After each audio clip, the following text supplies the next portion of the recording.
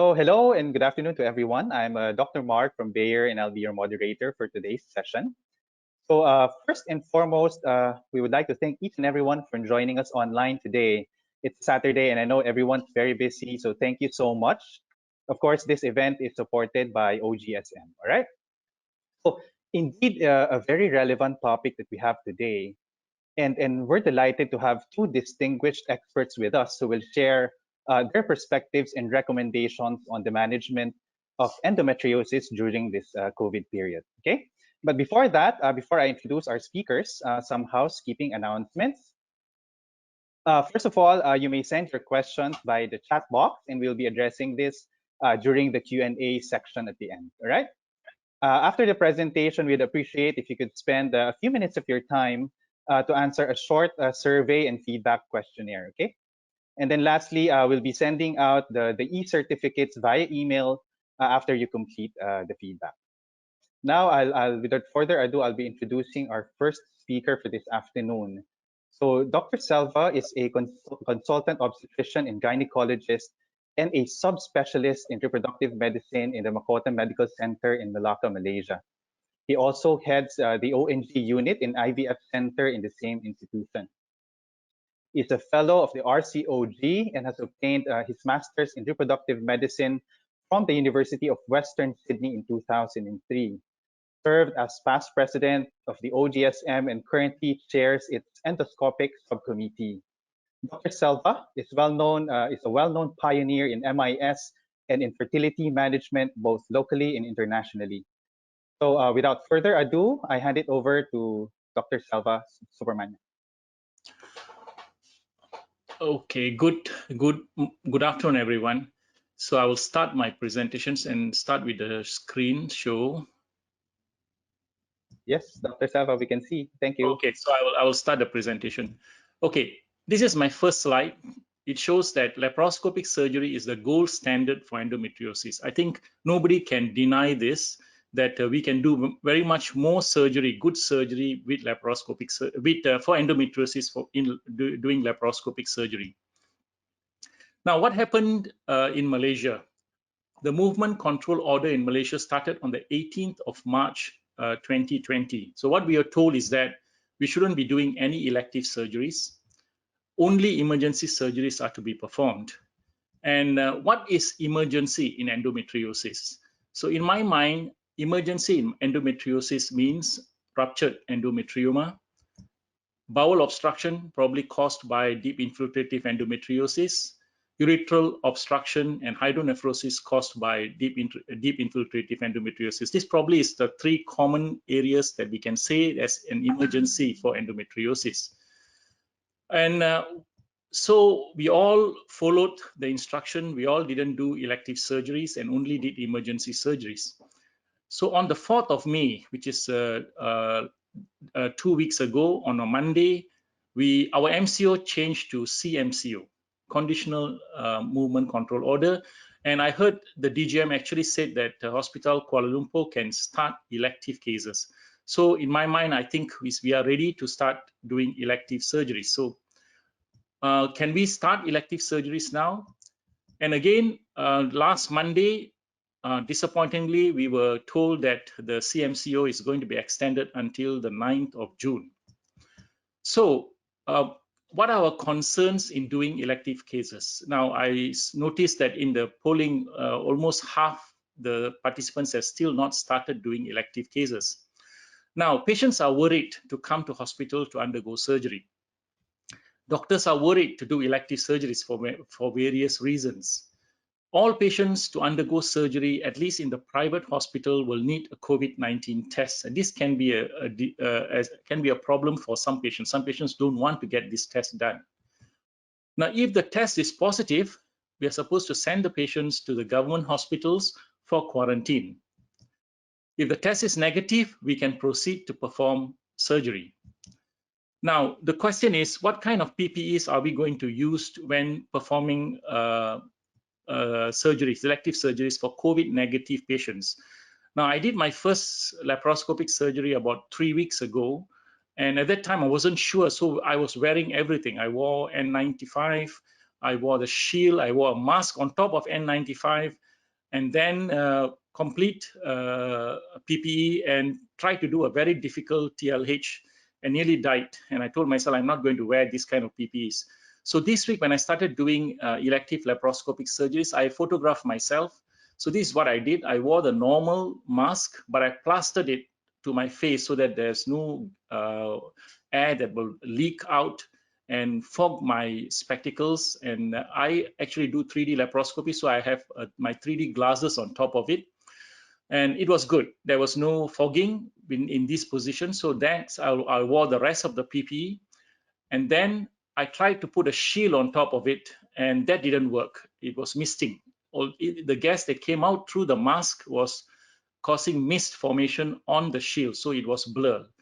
And after that, I also tried wearing these goggles, which was given to me by the ophthalmologist. They use this, and that one was also fogging. So I decided to throw away the shield and just operated like this. I don't know whether this is sufficient in this scenario or not. Some people say that we are overcautious. That means we are actually, there's a terminology that my friend uses, is called abundance of cautiousness, or maybe we can call it kiasu. So some of my surgeons just wear a normal mask and operate. But a few days ago, I was watching an American webinar on this particular topic, and they were telling us that you are crazy if you don't wear N95. So I think we will have a problem as to decide what we want to wear to operate, especially laparoscopic surgery in a COVID negative patient. So I think we'll have to think about that and decide.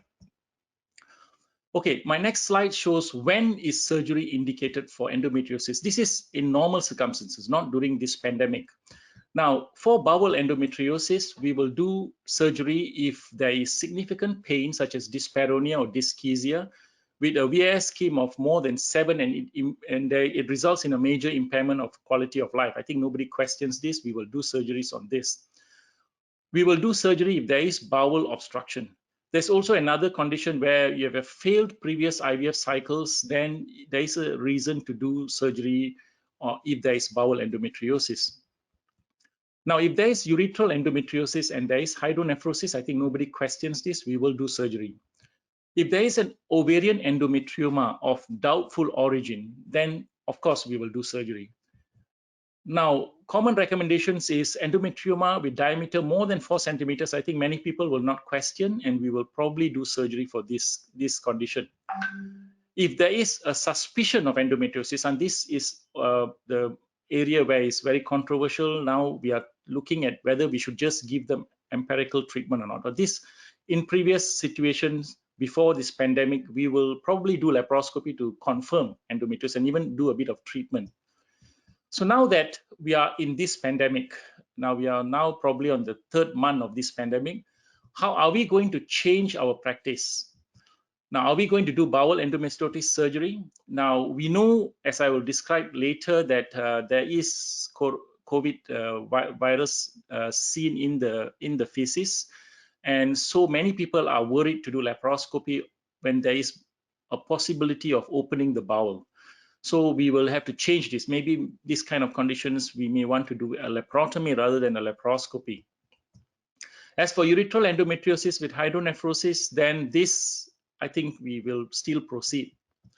Ovarian endometrioma of doubtful origin, of course we will proceed because there's a suspicion of cancer. But when it comes to endometrioma with a diameter of more than 4 centimeters, we may want to think back and decide whether this surgery is really necessary or not. We may want to consider doing medical treatment for this kind of patients and maybe defer the surgery to a later date. Of course, there's this worry that the endometrioma will become worse, the ovarian reserve will become worse. So these are concerns that we will just have to discuss with our patients. As for suspicion of endometriosis, I think if the patient there's no reason to do a laparoscopy, this we probably will defer surgery and give medical treatment. Okay, now that you have decided that you want to do surgery on this endometriosis patient, what should you do? What are your worries? Should you do by laparoscopy or by laparotomy? Now, when this MCO started, my anesthetist was telling me that laparoscopy causes aerosol formation, and there's viral particles, and these viral particles will affect healthcare worker, and so it's a high-risk procedure. I also heard that if the patient is COVID positive and they have to undergo general anesthesia, they are at a greater risk of being ventilated in the ICU. And these are reports from Wuhan. The other problem is we do not know whether the patients whom we tested COVID negative are actually false negatives. We don't know what the percentage is, and don't know how many of them that we are operating on which are negative are false negatives. So why are healthcare workers afraid to do laparoscopic surgery? Now, laparoscopic surgery is performed by carbon dioxide insufflation. So there is a pneumoperitoneum, and laparoscopy causes surgical smoke, which is contained in an enclosed environment. This surgical smoke may contain viral particles, and pneumoperitoneum causes aerosolization of these viral particles. And these viral particles can leak out of the abdomen and infect healthcare workers. So these are our worries. So let's go back and look at some of the basics of COVID-19. Now, this virus, the size of this virus ranges from 0.05 to 0.2. The average is said to be about 0.1 micron, okay, 0.125 micron. It is supposed to be smaller, that is supposed to be bigger than HPV and hepatitis B viruses. And the thing about this virus is that it is actually a respiratory organism and transmitted by droplets.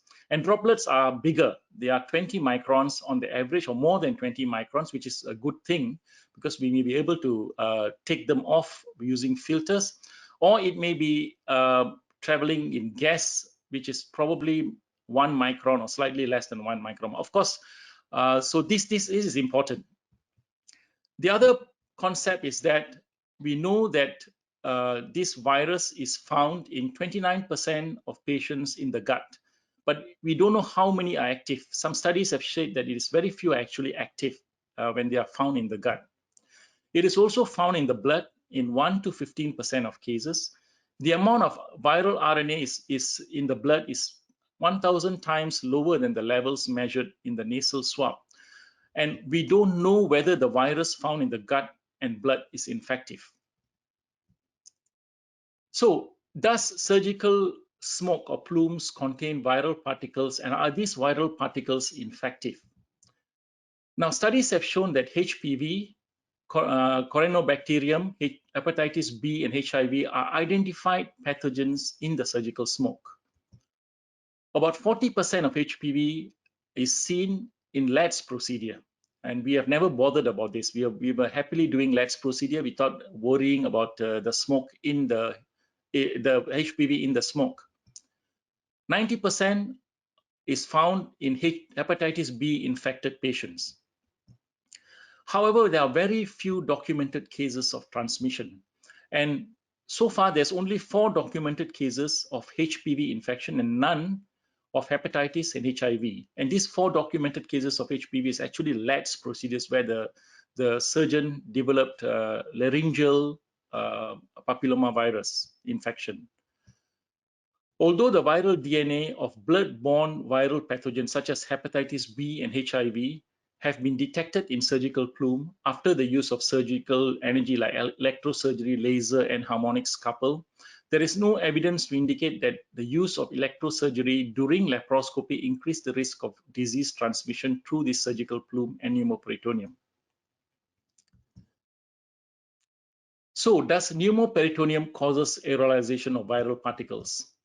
There is actually no evidence that similar respiratory viruses such as influenza or other coronavirus, SARS, MERS-CoV, have caused disease transmission through surgical smoke or laparoscopic gas during previous viral epidemics or annual influenza seasons. So we never actually bothered to worry about aerosol formation during the previous all the previous respiratory virus epidemics. And to date, there's no studies have identified that SARS-CoV-2 virus is found in surgical smoke. And even if it is found, it is not known whether these viral particles are infectious. And no transmission of COVID-19 has been documented through blood. So how does actually laparoscopy helps during this pandemic? Firstly, there is a decreased length of stay of patients in the ward, which is good because patients don't infect healthcare workers, and healthcare workers don't infect patients. They go home. We reduce the number of beds in the ward. So this is one big advantage of laparoscopy.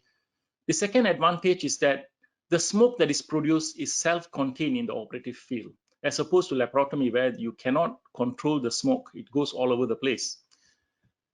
The third is that the staff and the surgeons are remote from each other. If you do laparoscopic surgery, you're not in real close contact with your assistants, both who are sitting between the legs and opposite you.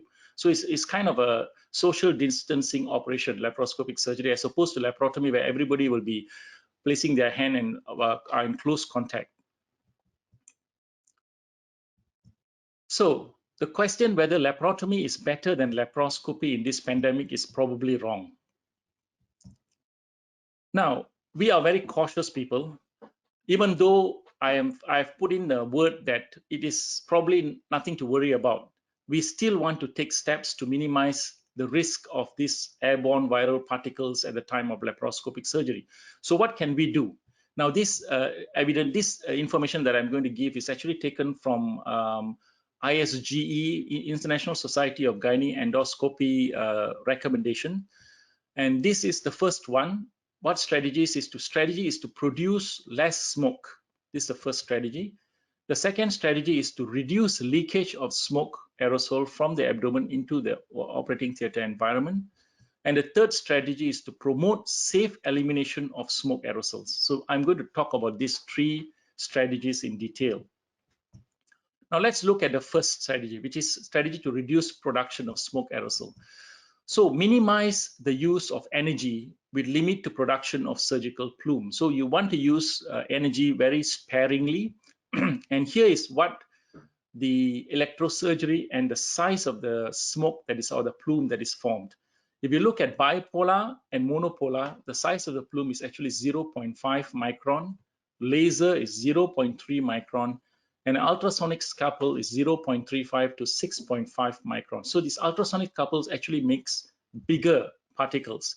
This is actually not very good because we may think that bigger particles are better because we can easily filter them out. But the bigger the particles, the more the chances of the virus, intact virus, will be present in this particle as opposed to a smaller particle. So the bigger the particle, you may have a higher chance of having virus in them. Now, other strategies are to perform the laparoscopy at low intra-abdominal carbon dioxide pressure. We are always taught to work at 15, so you might want to reduce to 12, 10, or even 8. If you can work at low pressure, your chances of the gas escaping will be lesser. You must plan your incisions and the number of ports beforehand, and try to make small incisions so that your laparoscopic ports are tight fitting. Now, it's said that you will not try to do put in a 5mm trocar into a 5mm instrument in a 10mm trocar. That will induce leakage. So you have to plan all these incisions. And also you must choose ports, trocars, which are tight fitting with the instrument so that it doesn't leak. So you must think of the trocars that you're using and make sure that it doesn't leak. Now, what other strategies do we have? Think of how to bring the needle into the abdomen. Large needles could be brought in through the skin. Now, this is how I usually bring my needle in. It is through the skin. This is something that probably causes leakage. So the last few cases that I did, I actually brought the needle through the skin. And this will definitely cause there's no leakage at all. So you can bring in needles this way. In fact, I could bring in even a 2O vicryl needle through the skin recently. So this is maybe another strategy. Other strategies are removal of specimen. Somebody asked me, now how do I do this removal of specimen? Because we know that when you remove specimen, there is a high chance of a big leakage of gas. So what you should do is you should place it in a bag and then deflate the abdomen first and then remove the specimen. So this is an example of a case that I did recently.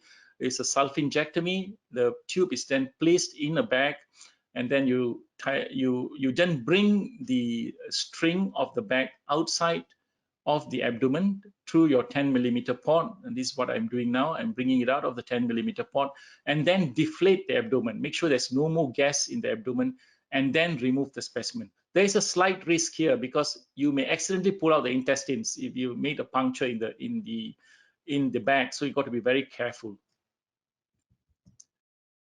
Now, what other strategies do we have?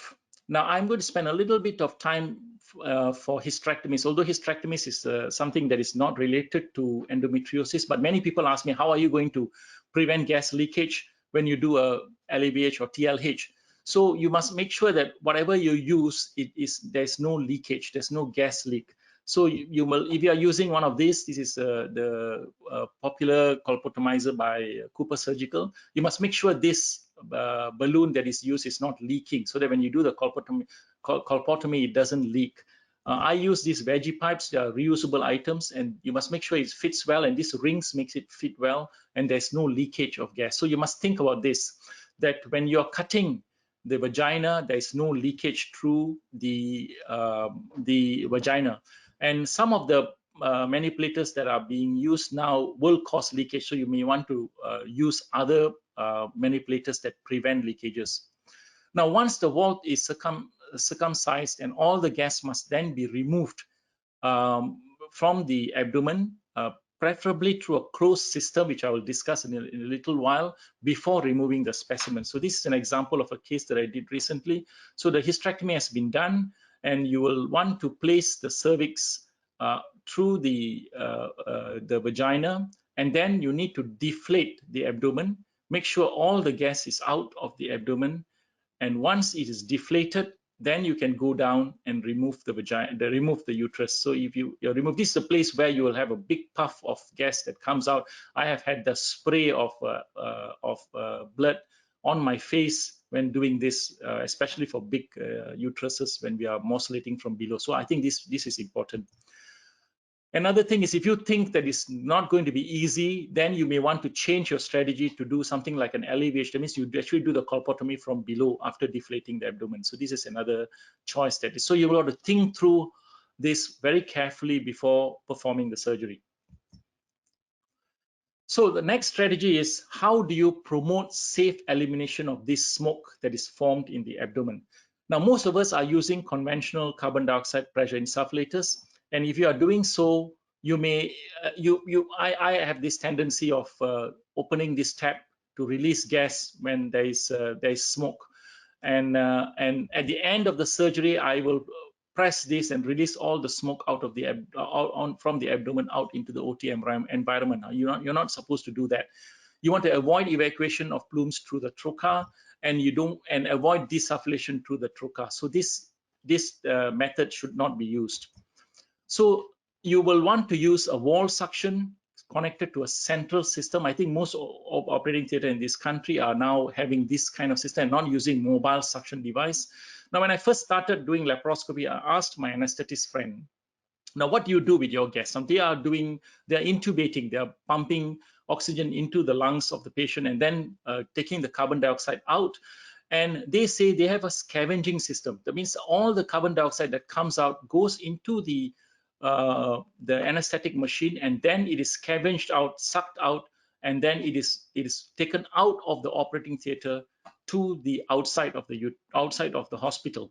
And this is probably what we need to do. So today I actually called my engineer and asked them, where is actually this scavenging system? And this is what the photograph is sent me. It's actually outside. This is the vacuum system that my hospital is using. It is outside, so all the gas that is being absorbed are actually pumped out to the outside environment. So that's what we want to do.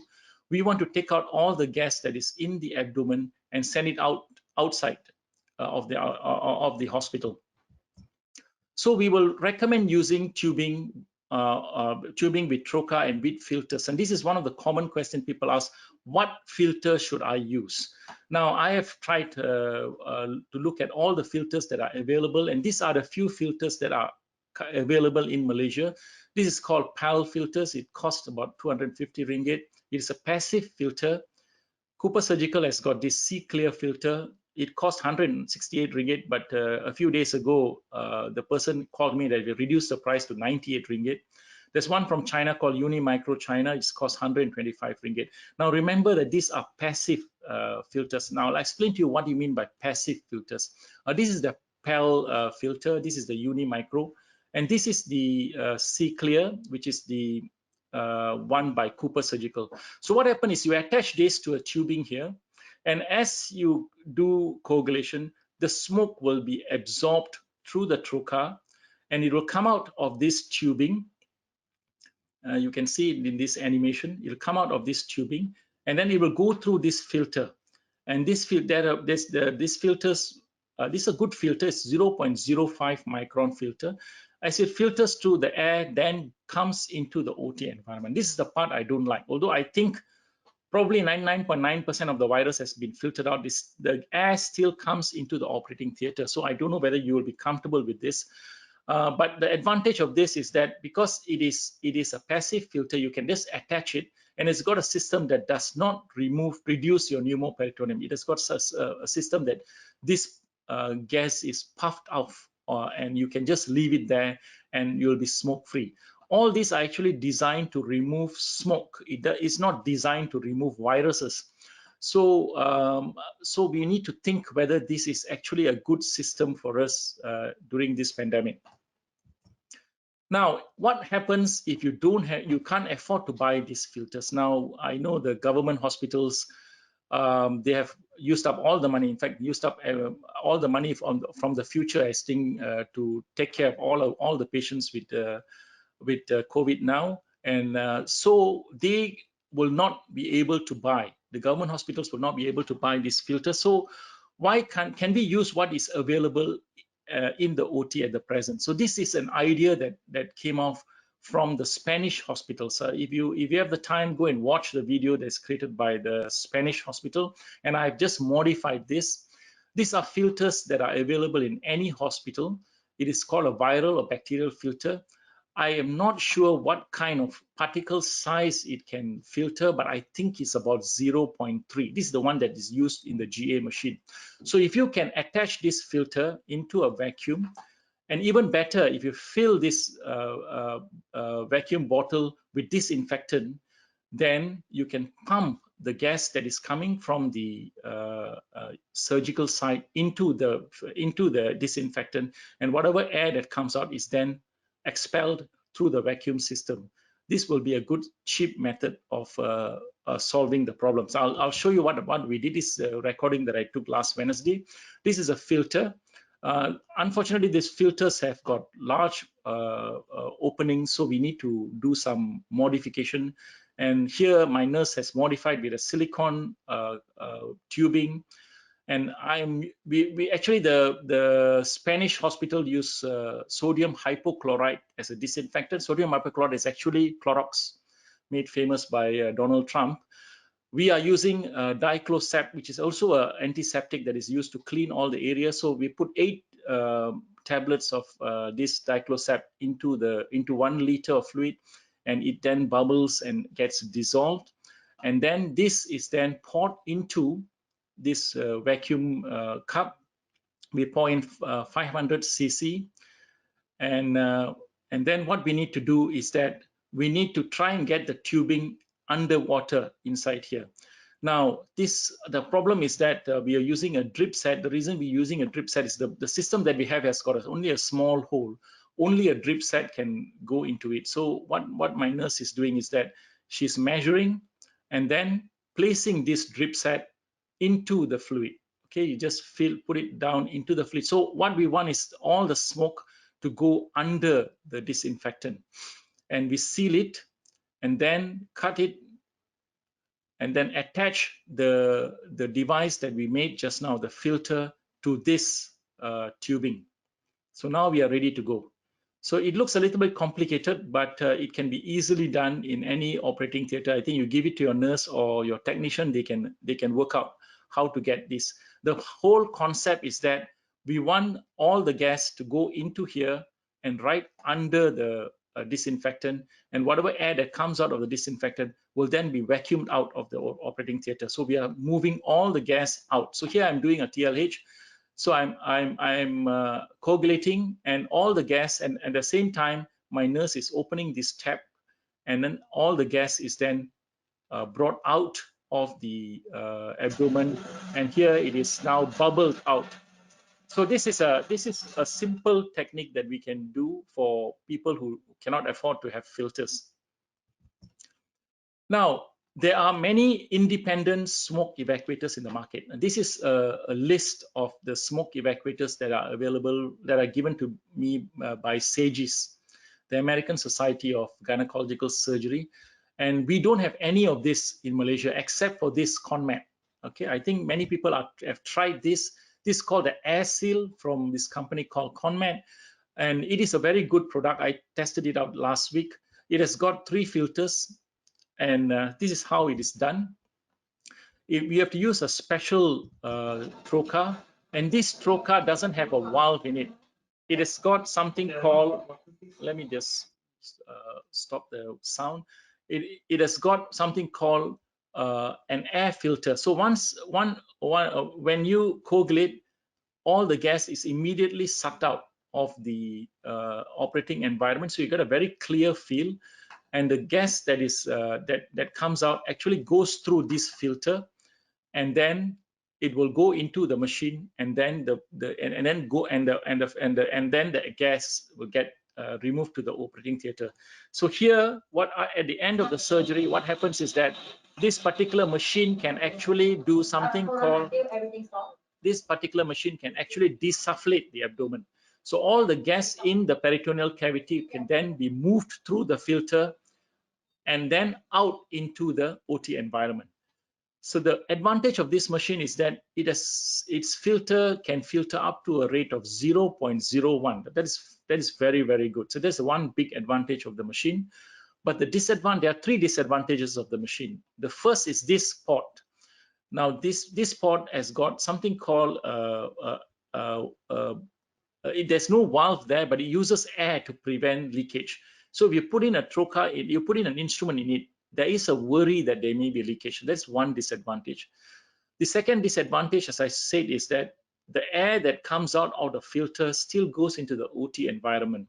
And the third disadvantage, the biggest one, is that it is expensive. You're actually buying a new insufflator, and these disposables are also not that cheap.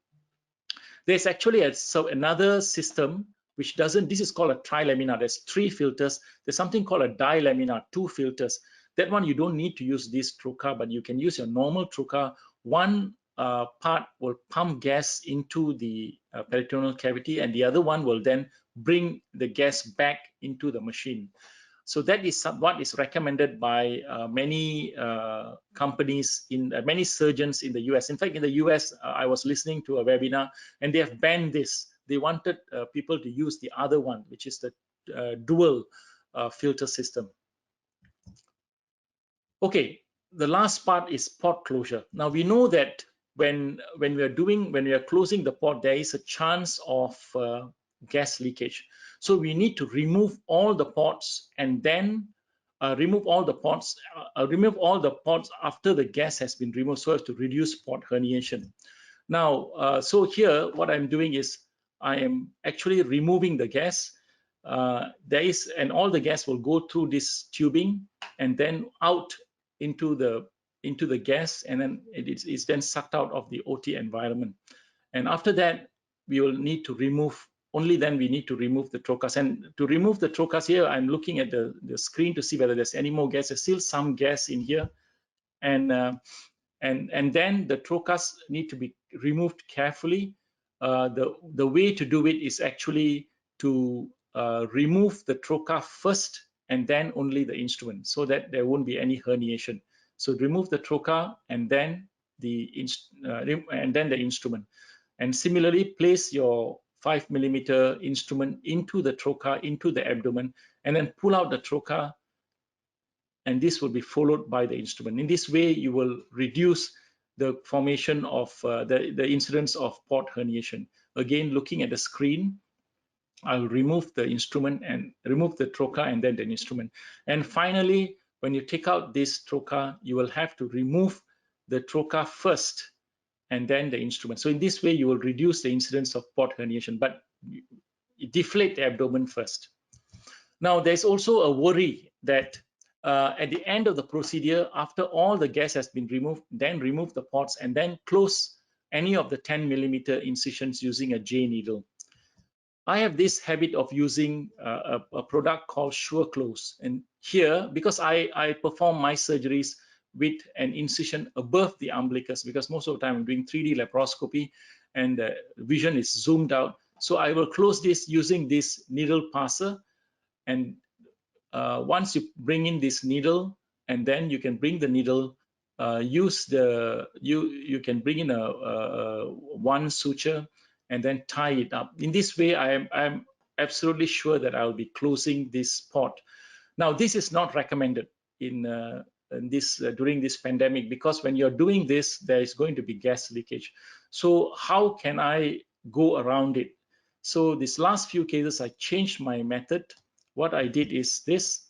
I left the trocar in, and here I'm using a reusable trocar, and through this, I could actually push the needle passer through the skin with the trocar in place, and using a 5mm telescope, I can then see the needle passer as well as the needle, and I make an assistant pick up this suture, and then I bring out the needle passer and then go behind. It's a little bit tricky, but you can actually go from the side and then thread it just behind the trocar. And then you see, it's not easy. I'm still struggling. This is my first case that I was trying this technique. And then push the needle passer. So the gas is still inside and there's no leakage of gas. And then this suture can then be brought out. So once the suture has been brought out, then we need to deflate the abdomen. Once the abdomen is deflated, then you can pull out all the trocar as I have described earlier. Okay, here the trocar is one trocar is coming out, and then the other trocar are then taken out.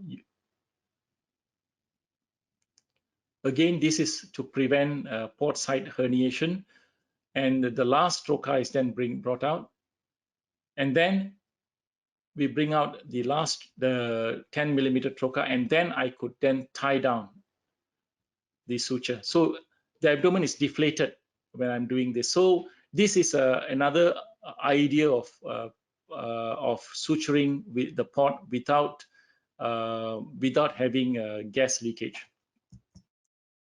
So in conclusion, we need to rethink as to whether laparoscopic surgery is really necessary for a case of endometriosis during this COVID-19 pandemic.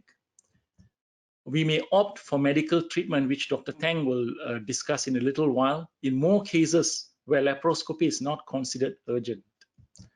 Laparoscopic surgery is safe for the patient. It is better than performing a laparotomy. There is a theoretical risk, and I repeat, this is a theoretical risk, of healthcare workers will be infected by surgical plumes and aerosolization during laparoscopic surgery. So to reduce this risk, we need proper management of the surgical plumes and pneumoperitoneum when performing laparoscopic surgery. Thank you. Back to you, Mark. Thank you. Thank you very much, Dr. Selva, for the very comprehensive presentation on the surgical aspects during this COVID-19 period. So we're moving now, changing gears a little bit, and now focusing on the medical management of endometriosis during COVID-19.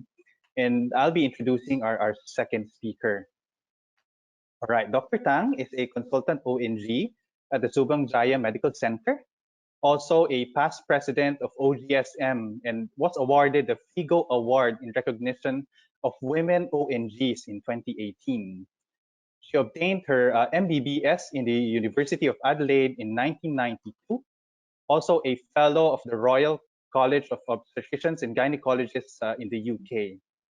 She has been a council member of OGSM and has been involved as organizing committee of numerous local and international congresses ever since.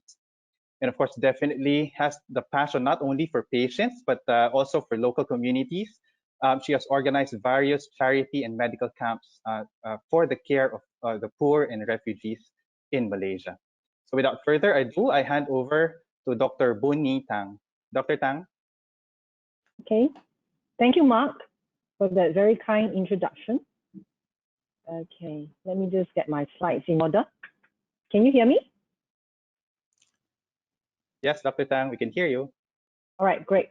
Okay, so thank you everyone for spending this very hot Saturday afternoon with us, talking about this very important topic of endometriosis during COVID-19. And I'd like to thank Bayer as well for inviting Selva and myself to be speaker and panelists this afternoon. And Selva just gave a wonderful lecture on surgery during COVID-19. I would like to share with you from another point of view about medical therapy.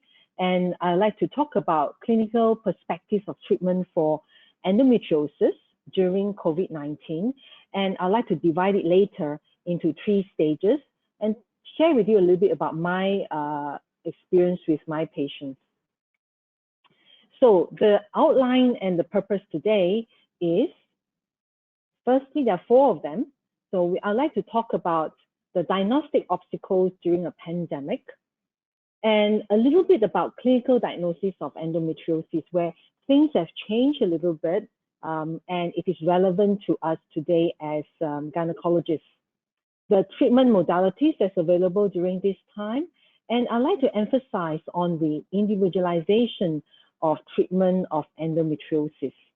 So first, let me talk about the diagnostic obstacles. And I think this is just pure logic, really, because while COVID-19 is raging, girls and women still have their menstrual cycles. Now, I can't run away from that. COVID can't stop that, unfortunately. So they still have their dysmenorrhea. Yeah, they can have ruptured cysts. They can have menorrhagia. And of course, during this time, IVF and elective surgeries have been postponed.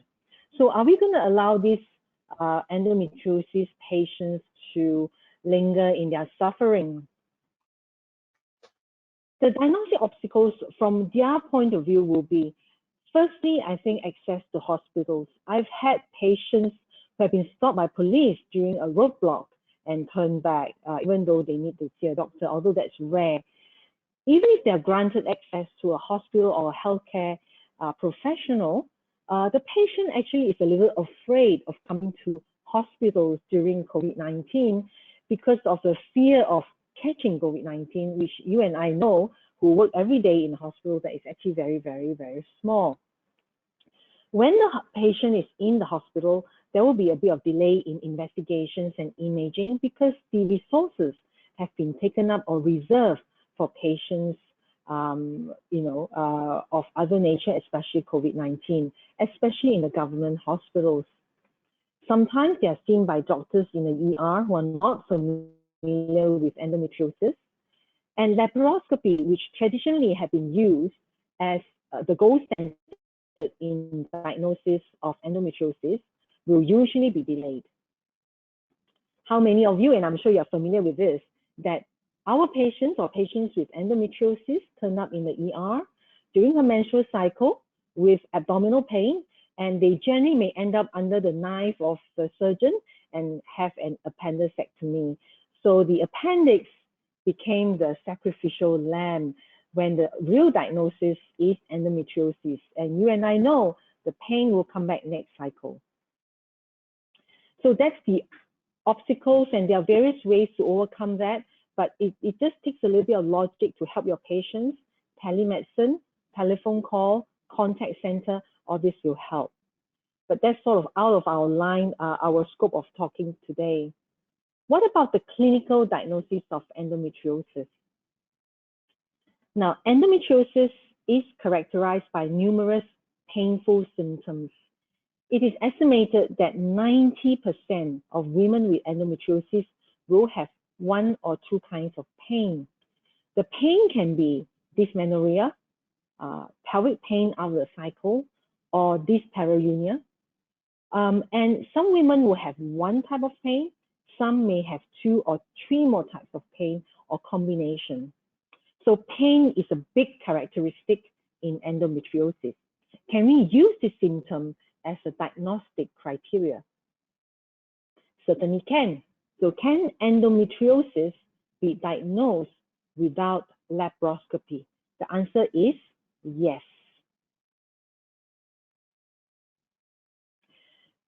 Charles Chaperon, a professor from France, had suggested that using a strategy of combining detailed questions with imaging modalities should be the new way of diagnosing endometriosis without laparoscopy.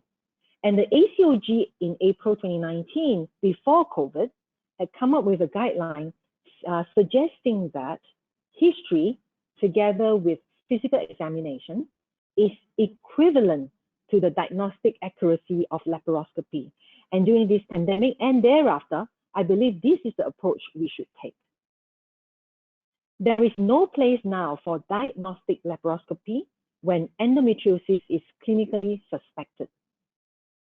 The World Endometriosis Society and International Federation of Fertility Societies have come up with a suggestion or guideline during this time, endometriosis clinical guidance during COVID-19.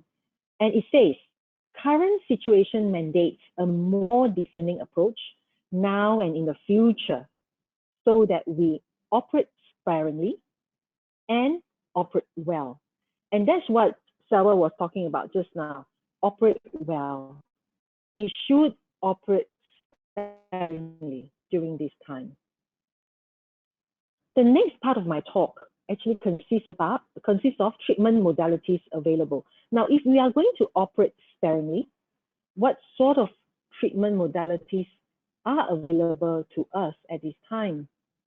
So in a pandemic, and endometriotic patients have menstrual pain, sometimes without evidence of an ovarian cyst, adenomyosis. Sometimes, in fact, most of the time, the cyst is present, is unruptured. There is no active abdomen.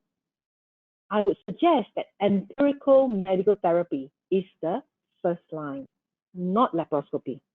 And the purpose of treatment would be to alleviate pain, to improve quality of life, and to preserve fertility.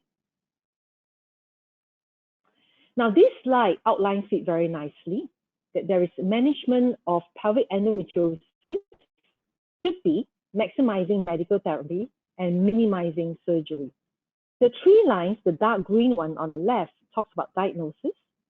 If diagnosis, the next line, the next step really should be medical therapy. The second line says that if diagnosis, from diagnosis with medical therapy, if she's unresponsive, then surgery should be done. And remember, we should operate well. And then medical therapy should be recommenced to prevent recurrence.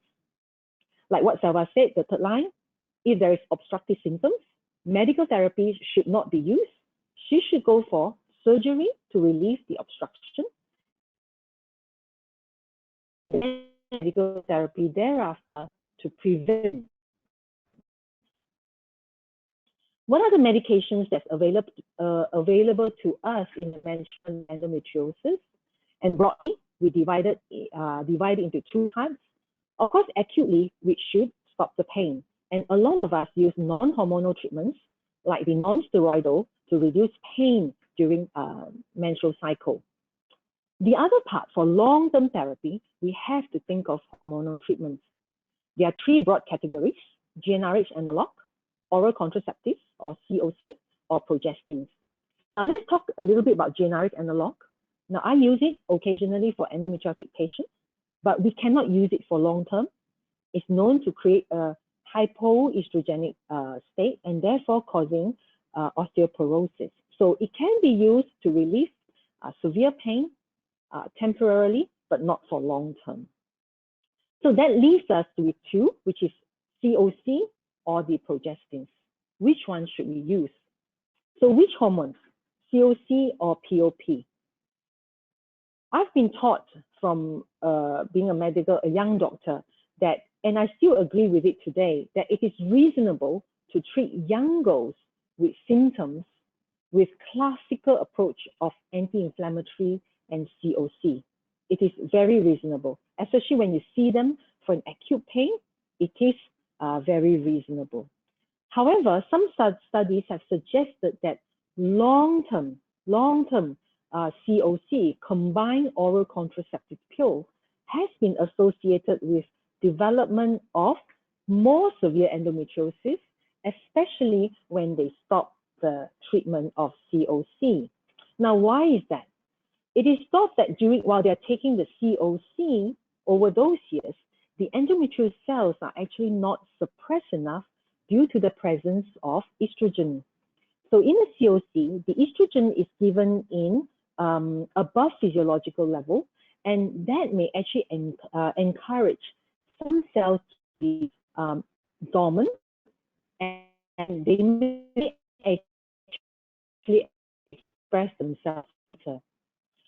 On top of that, as our women get older, this long-term use of COC or estrogen we have to be careful, especially in smokers, hypertensive, and women who are above 40.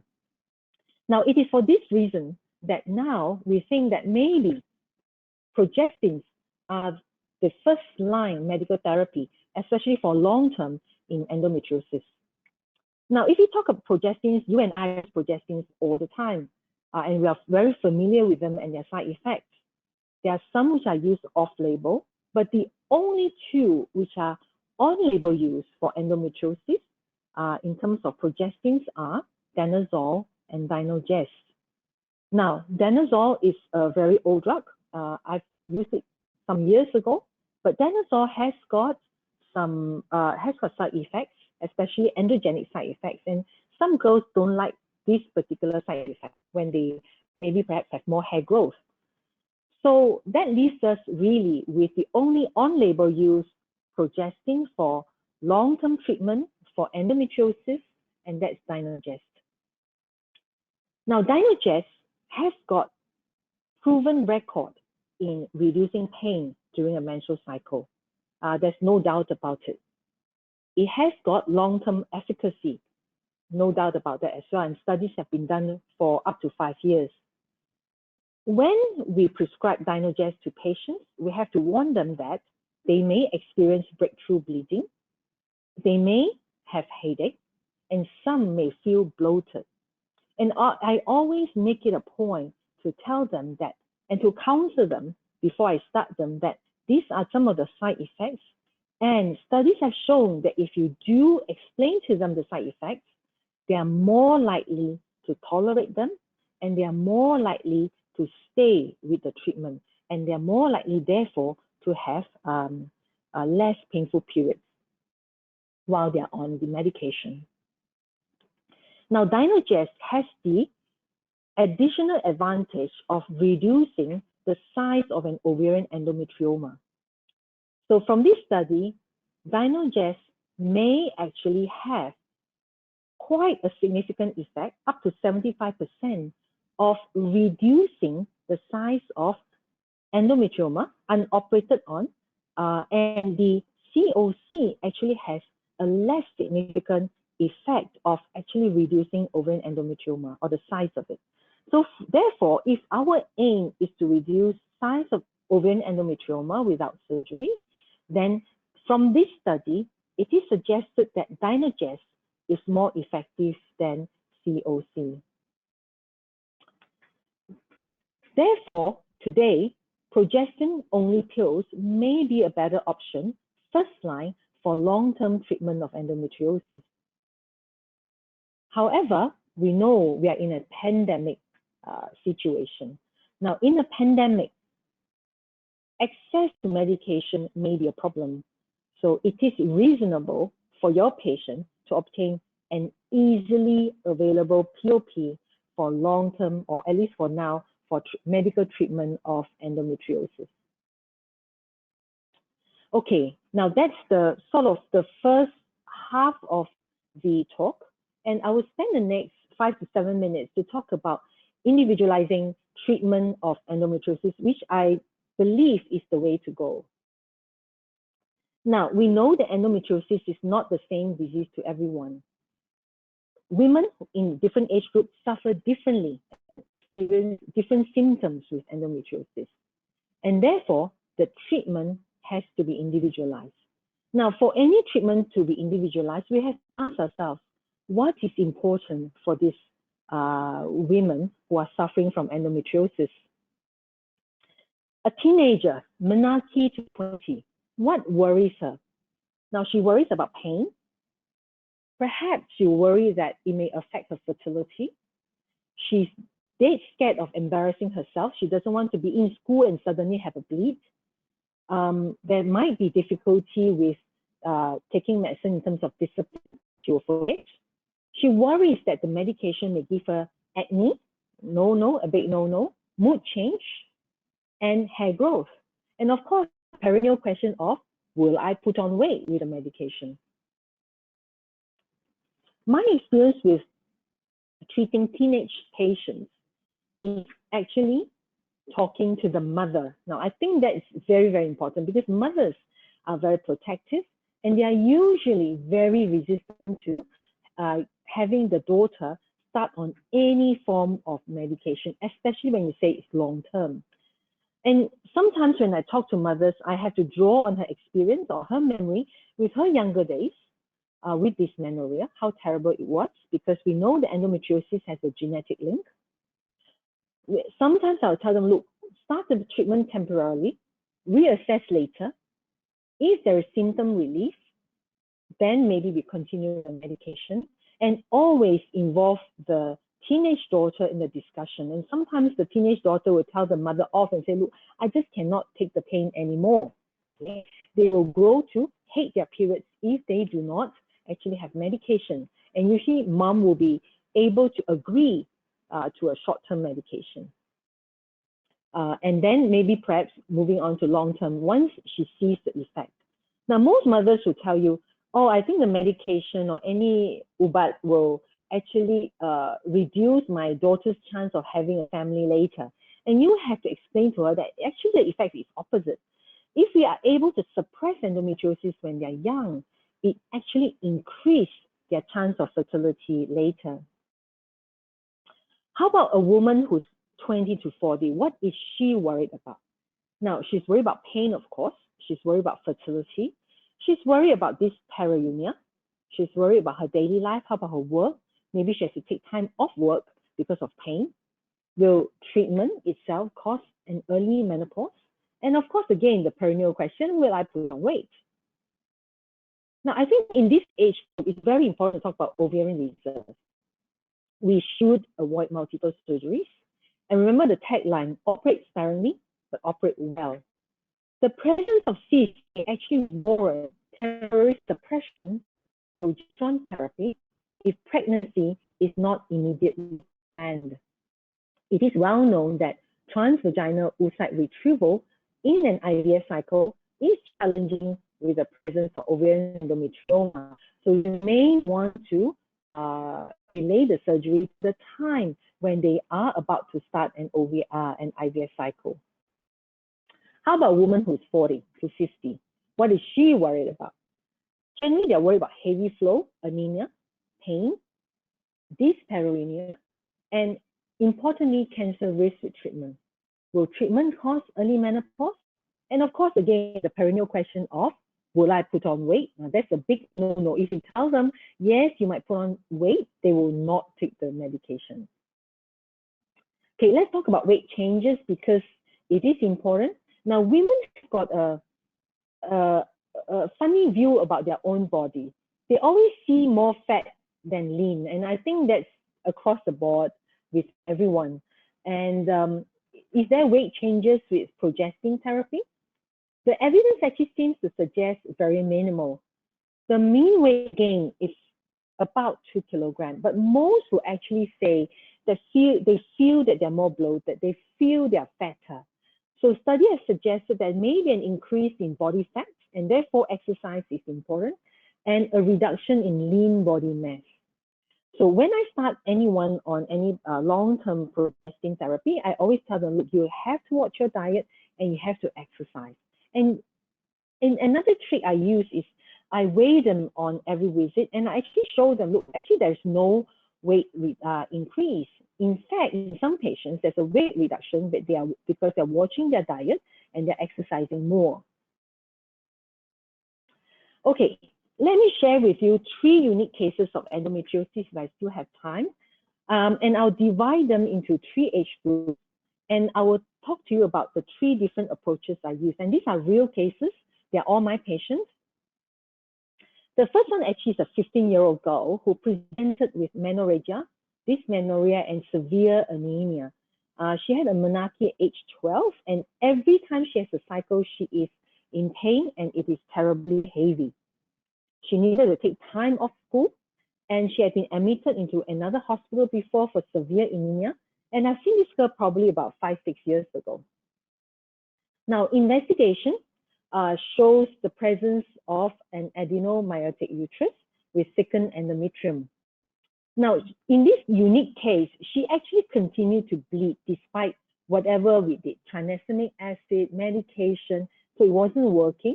And MRI had actually confirmed adenomyosis. And I sat mom and her down and said, look, it's not stopping. We need to do something to stop it quickly. And for the short term, now she was desperate. The mother agreed, let's just do this. And examination under anesthesia actually showed an enlarged uterus. With the DDNC, the flow has stopped. And the histopathology confirmed a benign pathology. But for the long term, because you know that if you treat her for the long term, she's going to come back in a few months with another bleed. So I had started her on oral progesterone or the POP, and I warned her about the side effects. For the past 5 years, and she sees me now every half a year or so, she's been on POP for the past 5 years. Great reduction in symptoms, regular but very, very light flow, very happy and with no pain. Now, amazingly, on the ultrasound, there's actually gradual resolution of adenomyosis, and the uterus actually gradually went back to normal size with reduced wall thickening. So the long-term plan for her is to actually stop the progesterone therapy only when she's considering pregnancy, and she's now about 20 years old. The next case is a 35-year-old lady who has been diabetic from young, insulin-dependent diabetic. And she, from young, has been having menorrhagia with dysmenorrhea. And one day turned up to my hospital, presented with severe anemia with a transient ischemic attack with left hemiparesis.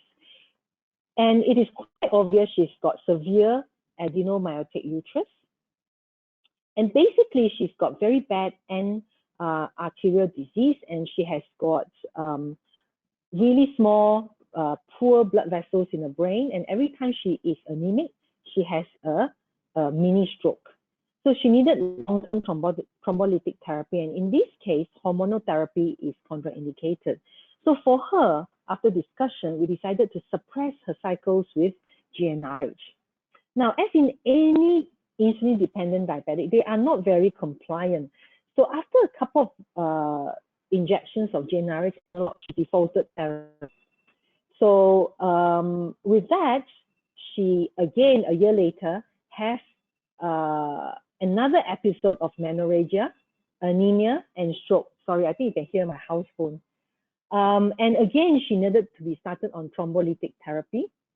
And for this particular patient, because she now has a full-blown stroke, we cannot go on like this. And I've decided to actually perform a total laparoscopic hysterectomy for her, which I did, I think, a few months ago at age 38. And she's been well since. The third case actually is a case of 2 sisters who saw me maybe a couple of weeks ago. One is 43, 2 children, anemia, presented with anemia with menorrhagia, and has got a globularly enlarged uterus with adenomyosis. And she's very clear, I do not want surgery, I do not want a hysterectomy. Now, her younger sister is para-0, married later, severe dysmenorrhea, and not keen on pregnancy anymore, has had several failed IVF. And obviously, her diagnosis on examination is a pouch of Douglas endometriosis with posterior wall adenomyosis. So and the uterus is severely retroverted, but quite normal size. Again, she's not keen on surgery because she's already had ovarian surgery before. So what should I do with these 2 patients during this time? So for the older sister, I have spoken to her and offered, perhaps for the immediate time when she's anemic, maybe GnRH to stop the bleeding, or long-term progesterone therapy, or even short-term oral progesterone to stop her bleeding. Once the uterus is reduced to a certain size, perhaps an IUS insertion under general anesthesia with a hysteroscopy to rule out endometrial pathology. So these are the options that I've given to her. How about the younger sister? She's not keen on surgery, but her uterus is quite normal size. We have to reduce her pain. So I had spoken to her and said, look, one of the options is an intrauterine system, which of course is off-label, but I've used it many times and it seems to work and it's worthwhile trying. If not, then perhaps something like an oral, long-term oral progesterone therapy again. So these two sisters, both reluctant, different kind of scenario, but both have endometriosis and different options given to them. Okay, lastly, let me talk about women who are reluctant for treatment, and I'm sure you have them and I have them. They are the difficult endometriosis patients.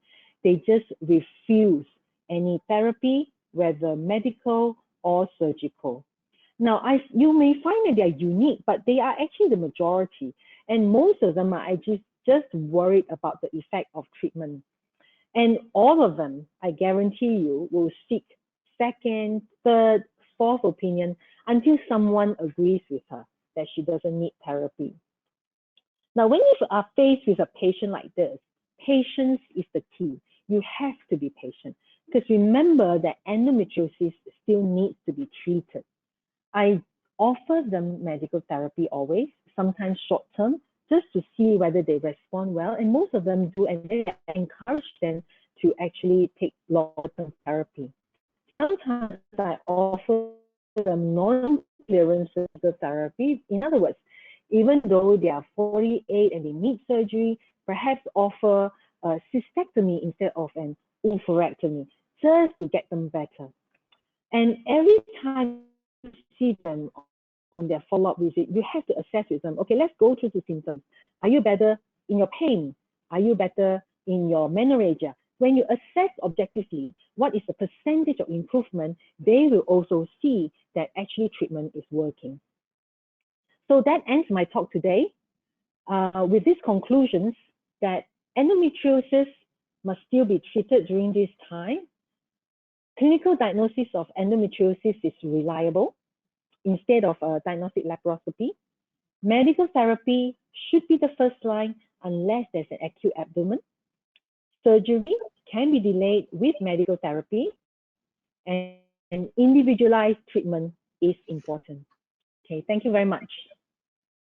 Thank you very much, Dr. Tang, for the very comprehensive presentation and very practical approach on the medical management of endometriosis. So we can start with the Q&A session now, and we have some questions here from the audience. Okay. So to start off, we have one question. Maybe I can let Dr. Tang answer this question. Looking at medical treatment for endometriosis, and you've mentioned about POPs, how long do you usually maintain these patients on treatment? Okay, that's actually a very good question. The paper seems to suggest that 5 years is up to 5 years is safe. There's one guideline that actually saying that if the need is there, extending beyond 5 years is also reasonable. So I will base it on what the patient's situation is, but up to 5 or 6 years and 5 years and beyond is safe. Now for this patient, a lot of them, especially they're in their 20s, eventually will want to have a baby.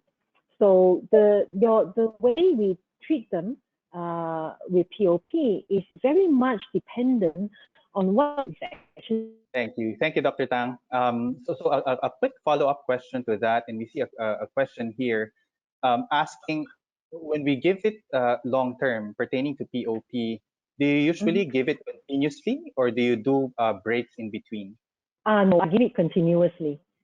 These women, once it is in habit to take something regularly and it is continuing to happen, it's better not to break cycles, because then a lot of our patients are very young. You know, once you stop the cycles, they will then forget to take the next cycle, if you know what I mean. And I'm sure all of you have that experience.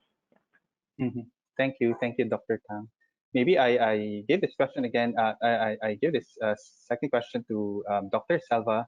Presentation earlier, and in the context of potential post-surgical recurrence. After a procedure, how soon do you give medical therapy for your patients? And what would be the preference? They have mentioned here several oral contraceptives, POPs, and GnRH analogs. My personal preference is if the patient wants to conceive, then after the surgery, they should immediately conceive. I don't give any hormone treatment. I'm quite confident of my surgery because I try to remove as much disease as possible. And so the benefit of giving hormonal treatment is not there.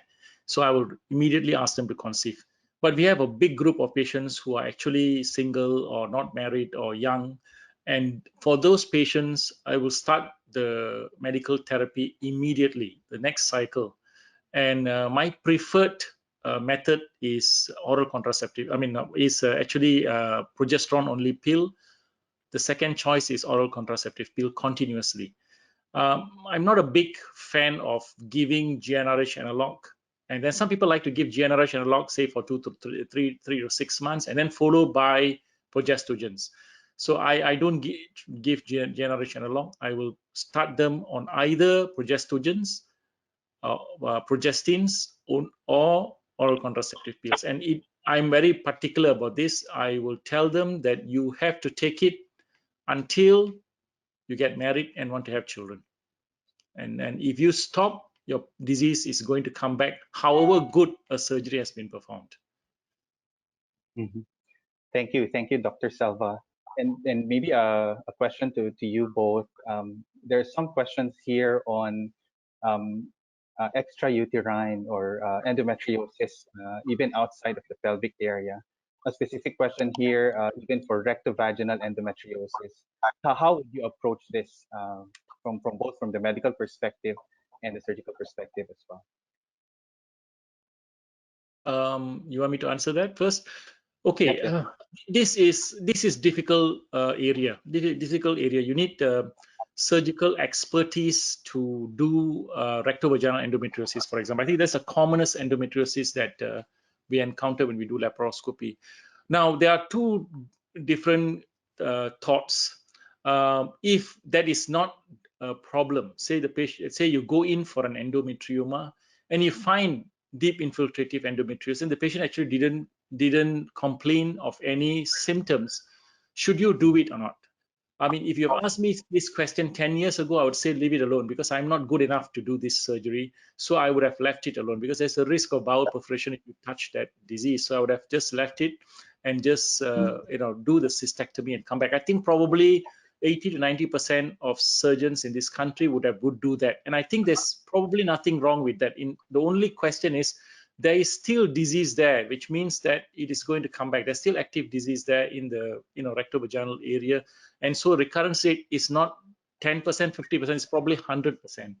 So now that I have got the skills to do this surgery, if I've discussed with the patient, I will remove as much of the disease as I can on that attempt, even if the patient did not complain of symptoms. Most of the time, they are not complaining of that particular symptom. They just want to get pregnant and maybe they have some pain. But by removing this disease, firstly, their recurrence rate probably will be lesser. We are not sure, but probably will be lesser. And probably the pelvic environment will be in a good position for them to actually conceive spontaneously. If you have done the cystectomy and there's still disease, there may be active disease in that area for the patient to conceive. My aim is for them to conceive spontaneously. So if I have done a complete pelvic clearance, then probably they will have a better chance of conceiving spontaneously. But for IVF, probably it doesn't make a difference to remove that rectovaginal disease. But of course, there is a small risk of you going into the bowel and needing bowel repair for a person who is well before that. So it is a controversial subject. There are proponents for doing this there are proponents for not doing this. Maybe Dr. Tang would like to comment. I think if I have a ureteric obstruction, I send the patient to you. Can you hear me? Yes, Yeah. we can. Sorry, I've been told that my Wi-Fi is lagging a bit. I think my son must be playing a computer game. Can you hear me now? Yes, loud and clear, Dr. Tang. All right. Okay, All so right. the answer to the progesterone question just now, the progestin, is that I do use the medicine beyond 5 years. There is a recommendation that it can be used. The stopping of it really depends on what's happening to the patient, particularly if she's thinking of having a baby, then that is really, and we have to talk to the patient about it. I find that it is safe, and I generally don't stop in between cycles, because I find that by stopping, sometimes the girls will stop permanently, which is something I don't want. Yeah. I'm just looking at the time. Maybe we have time for one last question, Dr. Tang. I see 2 or 3 questions here pertaining to breakthrough bleeding. I presume they are pertaining to those patients maintained on long-term treatment and yet still has breakthrough bleeding. What would be your advice to these patients? Okay, if it's their first time taking the medication, so I always counsel the patient that she will have breakthrough bleeding and to be patient with it, because eventually it will stop. I normally will give it up to 3 to 4 months for the breakthrough bleeding to reduce. Now, if the breakthrough bleeding is persistent, we then have to ask ourselves, is there something missed? We may then, especially in an older lady, do a hysteroscopy to look for endometrial pathology. Now, if there is none and you're not suspicious, or especially if the patient is young, then it's actually worthwhile to give them a cycle of estrogen. And sometimes I use the Premarin for 3 weeks to allow the endometrium to regrow. And when you stop the estrogen orally, they will then have a bleed. All the entire time the POP is still being continued. And sometimes, Yeah, we may have lost the few last seconds there, but if I heard correctly, eventually the bleeding will resolve. All right, Dr. Tan. So just looking at the time, and I see there's quite a number of questions still in the chat. What we'll do is to compile this after the event, and then we'll reach out separately to Dr. Tang and Dr. Selva for the answers. All right. Before we close, maybe some last words from both Dr. Tang and Dr. Selva. Maybe I can say something. One of my friends have asked this question here. She has asked me whether are there any data from China or Spain about infection from laparoscopic cases to healthcare workers. I think there is no. If there is, it would have been out. It would have been published. So up to now, we don't have any reported cases of a patient who have undergone laparoscopic surgery, COVID positive, and the healthcare worker infected from this laparoscopy. I mean, we want to see whether that happened. So that has not been reported. And I have been listening to webinars from different places, from different parts of the world, and so far nobody has said that. So the only thing they say is, we don't know. It may be there, but it hasn't happened yet. So that's the reason why we are looking at to be cautious when we do laparoscopic surgery. And what I've outlined may be an overkill. It probably is not necessary, but it's something that we want to think of when we do laparoscopic surgery. Mm-hmm. Thank you, Dr. Selva. Maybe from Dr. Tang, some parting words for our audience. I think be patient with your endometriotic patients. I think they still need help. It's a very debilitating disease. So, but thank you for listening and sharing this session. Thank you very much. Thank you again, Dr. Selva and Dr. Tang for taking out the time today. And we would like to thank each and everyone again for joining us. Hopefully this session has helped you better manage your patients during this period. Okay, with that, I can close this session now, and we're looking forward to seeing you in future events. Thank you very much, and bye-bye. Thank you. Bye-bye.